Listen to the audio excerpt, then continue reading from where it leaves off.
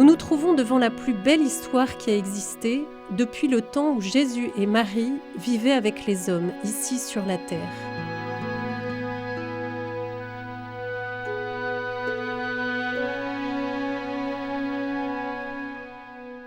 Qu'est-ce que Garabandal et où est-ce ? Garabandal est un village isolé d'environ 300 habitants dans les montagnes de Cantabrique, au nord-est de l'Espagne.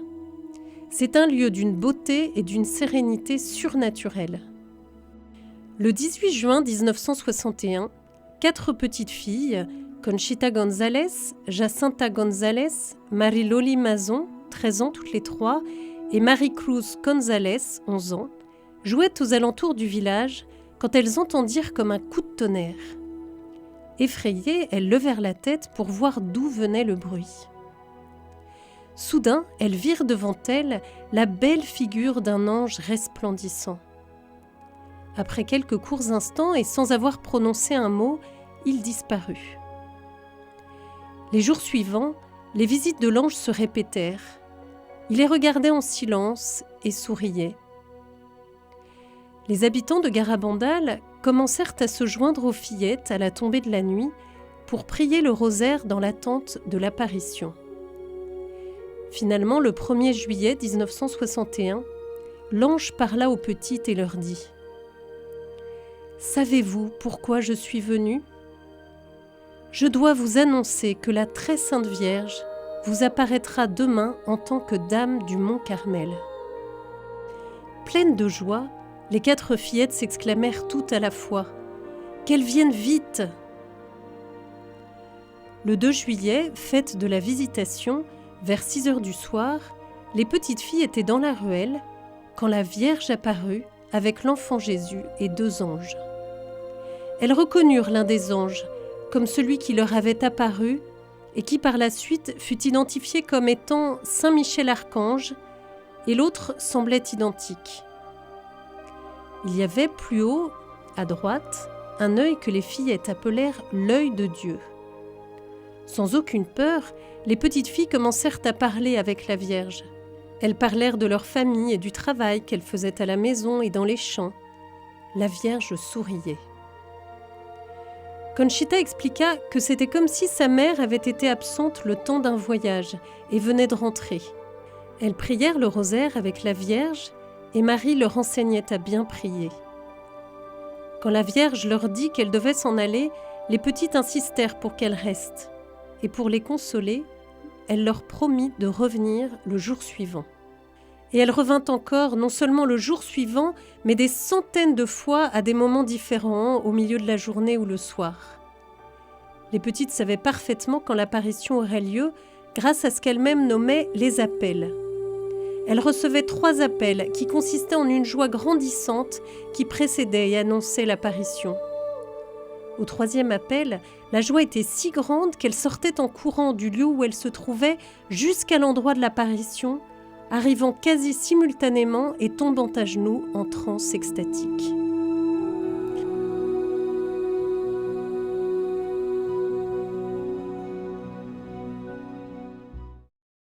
En août 1961, les marches extatiques commencèrent. Les fillettes commencèrent à marcher en extase en marche arrière, dans le village, les yeux fixés tout le temps vers le haut. Au début des apparitions, pour faire rire l'enfant Jésus que notre Mère du Ciel portait parfois dans les bras, les fillettes lui offraient des petites pierres. Le petit Jésus ne prenait pas les pierres, mais notre Mère, oui.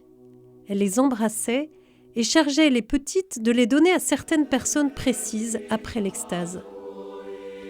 En voyant cela, les spectateurs commencèrent à donner aux petites de nombreux objets religieux pour qu'ils soient embrassés par la Vierge, ou bien ils les posaient sur une table mise sur un côté à cette intention dans les foyers des petites quand elles n'étaient pas présentes. Il n'y avait pas moyen pour elles de savoir à qui appartenait chaque article. Ainsi, en extase, la figure toujours levée avec les yeux fixés sur le ciel, guidées seulement par leur vision, elles ne se trompaient jamais au cours des milliers de fois où elles ont rendu les chapelets, médailles, anneaux de mariage ou autres articles à leurs propriétaires légitimes. Un jour, parmi les objets, apparut un poudrier. Les petites filles s'étonnèrent de voir cet objet profane présenté pour être embrassé par la Vierge, et elles résistaient à le lui donner. Mais quand la Vierge arriva, le premier objet qu'elle embrassa fut le poudrier, disant qu'il était un souvenir de son fils. À la fin de l'extase, la propriétaire du poudrier dévoila que pendant la guerre civile espagnole, ce poudrier avait servi à porter l'Eucharistie en cachette à des personnes emprisonnées qui allaient être exécutées. Durant les extases, nos petites protagonistes portaient toujours un crucifix qu'elles donnaient à baiser aux personnes présentes pour qu'elles le vénèrent. Sur la demande de la Vierge, elles présentaient le crucifix à la personne qu'elle leur indiquait. Après une extase, Conchita se rendit compte que tous ceux auxquels elle avait donné à baiser le crucifix étaient des sacerdotaux vêtus en civil. Les occasions furent nombreuses où les fillettes en extase reconnurent les prêtres anonymes. Nombreuses furent les occasions où les enfants en extase reconnurent des prêtres et religieux habillés en vêtements de paysans, ne portant aucun signe particulier pour qu'on ne puisse les reconnaître, si ce n'est parce que leur disait la vision. Peu à peu, à mesure que la nouvelle courait de bouche à oreille, des visiteurs venus de plus loin commencèrent à arriver, et même en dehors de l'Espagne, au point que bientôt arrivèrent 500 à 3000 personnes par jour qui s'unissaient à la prière des villageois de Garabandal dans l'espoir de voir l'apparition. Rapidement, aux côtés des fillettes en extase, on vit apparaître plusieurs prêtres et médecins dans le but de prouver la vérité ou la fausseté des apparitions. Parmi les premiers, arrivèrent dans cet humble coin de la montagne des théologiens de prestige, des professeurs, des prêtres diocésains et des religieux, certains d'entre eux ayant d'importantes charges à l'intérieur de l'Église. Ils firent leurs investigations au niveau théologique et doctrinal et examinèrent la vie des fillettes. Ils purent constater que c'étaient des enfants parfaitement saines et équilibrées, sans recherche de spectaculaire. Elles continuaient à vivre des histoires d'enfants lorsqu'elles étaient en dehors de l'extase, ce qui les rendait tout à fait normales. Ils vérifièrent que pendant tout le temps que durèrent les apparitions, les enfants ne se dérobèrent pas à leurs obligations scolaires, ni à leur aide à la maison ou dans les travaux des champs. Et ceci malgré le fait que l'apparition les avait fait veiller jusqu'aux premières heures du matin, et bien qu'elles souffraient souvent des rigueurs du temps, de la pluie, du froid ou de la neige. La Vierge elle-même leur répétait souvent qu'elles devaient être obéissantes à leurs parents. Elle les motivait également pour faire des sacrifices bien concrets pour les prêtres, afin qu'ils deviennent saints, les aidant à former leur conscience, les faisant répondre à 1000 questions que les fillettes leur posaient. Les fillettes affirmaient qu'après avoir vu la Sainte Vierge, elles avaient encore plus envie d'aimer Jésus et Marie et de parler à tous du Seigneur et de sa Mère du ciel. C'est beau de voir comment les filles vivaient leur relation avec la Vierge dans la confiance et la simplicité.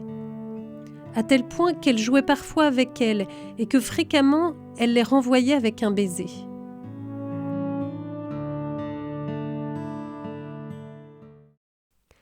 Les médecins, de leur côté, vérifièrent stupéfaits les étranges phénomènes physiques qui accompagnaient les extases. Durant celles-ci, leur insensibilité au mal était totale, de même quand on les piquait avec des aiguilles ou qu'on les brûlait avec des cigarettes. Leur corps, étonnamment, devenait d'un poids si lourd qu'on ne pouvait pas les porter ou obliger leurs membres à faire le moindre mouvement. Leurs yeux ouverts, contemplant l'apparition, étaient bombardés par des lumières puissantes et des flashs, sans que l'expression de leur visage en soit perturbée.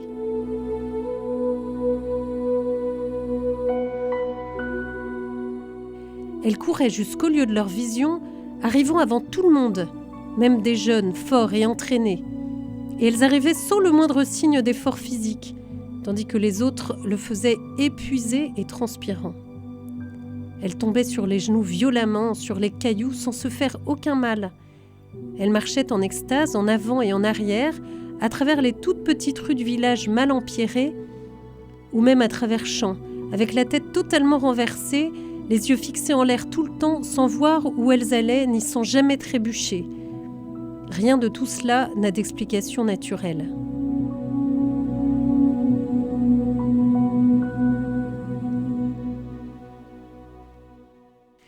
Parmi les nombreux prêtres qui montèrent à Garabandal pour étudier les faits, il y avait le père Louis-Marie Androux, jésuite, qui monta à Garabandal avec son frère, le père Raymond Androux, jésuite également, mus tous les deux plus par la curiosité que par l'espérance de rencontrer des choses sérieuses.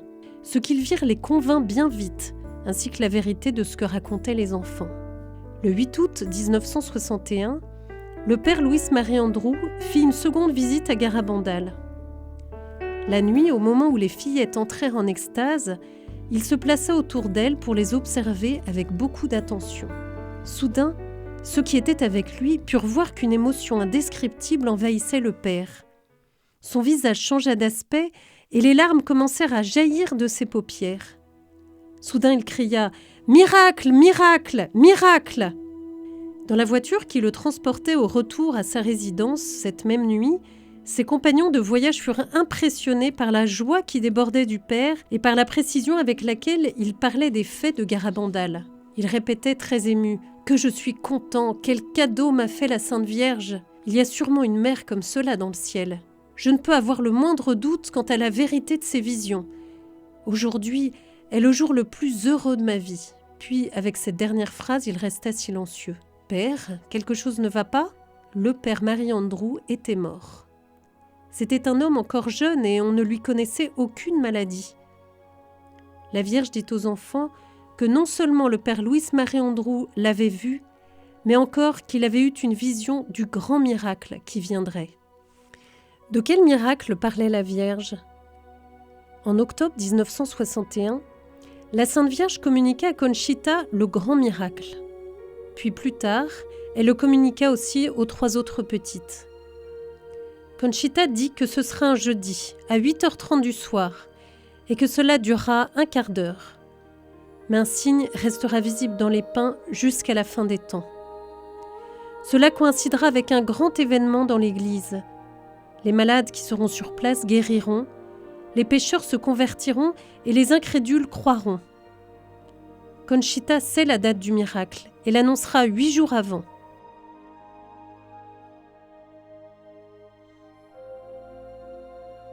Avant le grand miracle, il y aura un avertissement surnaturel qui viendra directement de Dieu pour nous préparer. L'avertissement se verra dans le ciel, dans le monde entier, et sera ressenti par tous, quelle que soit sa condition et sa connaissance de Dieu, exactement au même moment. Ce sera une terrible épreuve, mais pour le bien de nos âmes, parce que nous verrons l'intérieur de nous-mêmes. Nous aurons conscience du bien et du mal que nous avons fait. Dieu désire que nous soyons sauvés. Ainsi donc, l'avertissement n'a pas comme finalité la peur que nous en aurons, mais notre rapprochement à Dieu est une foi plus grande. Si après le miracle, le monde ne change pas, viendra un châtiment. Conchita nous dit « Le châtiment, si nous ne changeons pas, sera horrible. Nous, Loli, Jacinta et moi-même l'avons vu. Mais je ne peux dire en quoi il consiste, parce que je n'ai pas la permission de la Sainte Vierge. » Une journée importante, sans aucun doute, dans l'histoire des apparitions de Notre-Dame à Garabandal fut le 18 octobre 1961, date à laquelle la Vierge donna la permission aux petites de communiquer à tous son premier message. La forte pluie qui ne cessa de tomber toute la journée ne découragea pas les milliers de personnes qui ce jour-là vinrent jusqu'à Garabandal. À la tombée du soir, sous les pins, les petites lirent le texte du message. Il faut faire beaucoup de sacrifices, beaucoup de pénitence. Visiter le Seigneur au Saint-Sacrement, mais avant tout, nous devons être bons. Et si nous ne le faisons pas, un châtiment viendra. La coupe est déjà pleine. Et si nous ne changeons pas, il nous arrivera un châtiment encore plus grand. Avec une simplicité de maman, Marie très sainte donnait à ses enfants les indications qu'ils devaient entendre pour le bien de leur âme. Si nous ne prenons pas le chemin de la croix, si l'Eucharistie n'est pas au centre de nos vies et de chacune de nos journées, le Seigneur n'aura pas d'autre recours que d'intervenir pour que nous comprenions l'importance de ce qui est en jeu, notre salut.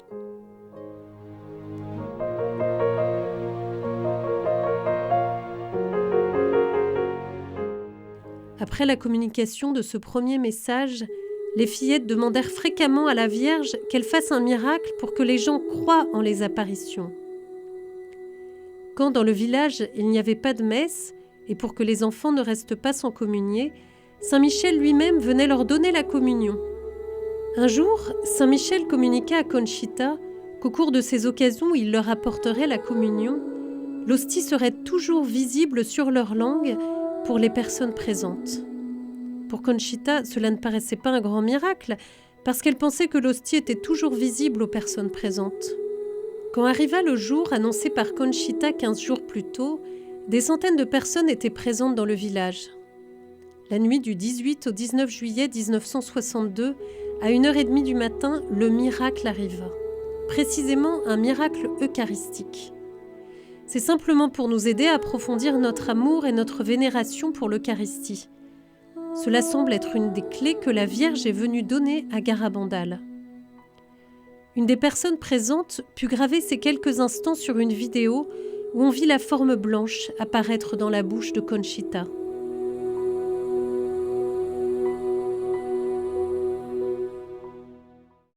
Durant les 2 premières années, les manifestations du ciel se multiplièrent sans s'arrêter. À partir de 1963, les fillettes n'eurent pas autant d'apparitions qu'au début, et parfois le ciel se communiquait à elles à travers des locutions intérieures qu'elles sentaient prononcées dans leur âme par la Vierge, et à d'autres occasions par le Seigneur lui-même. Mais malgré cela, les gens continuaient à affluer vers Garabandal avec une augmentation notable du nombre de pèlerins qui venaient de l'étranger. Mis à part le peuple de la montagne, venaient d'authentiques personnalités du monde ecclésial, des journalistes de médias importants, des diplomates, des entrepreneurs, des écrivains. On nota des cas notables de conversion, des guérisons physiques et spirituelles. À Garabandal, la Vierge semble spécialisée pour soigner les cœurs et les âmes.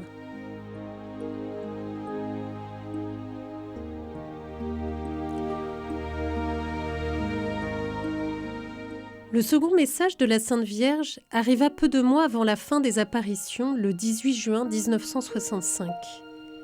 C'est Saint Michel qui fut chargé de communiquer le message à Conchita de la part de la Sainte Vierge.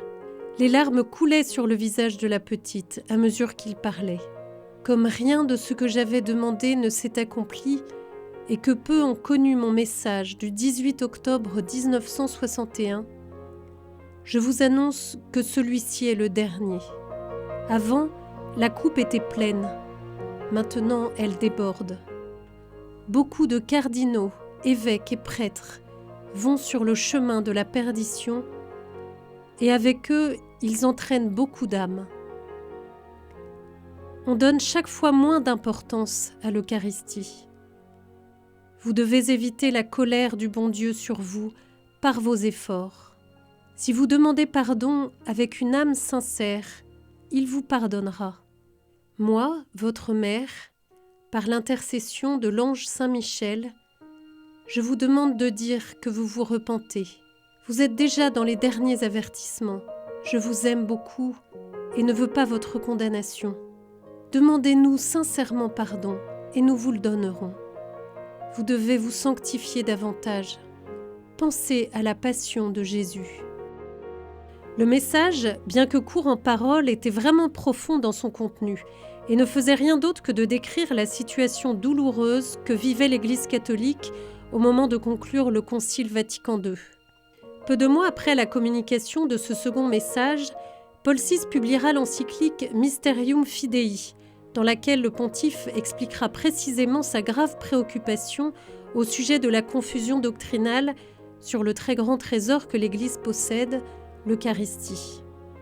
Mais le 18 juin 1965, Conchita ne pouvait pas encore connaître ce qui allait arriver, parce que la crise de la doctrine du culte, qui commençait à s'installer au sein de l'Église, était à peine arrivée en Espagne et moins encore dans cette bourgade perdue dans la montagne.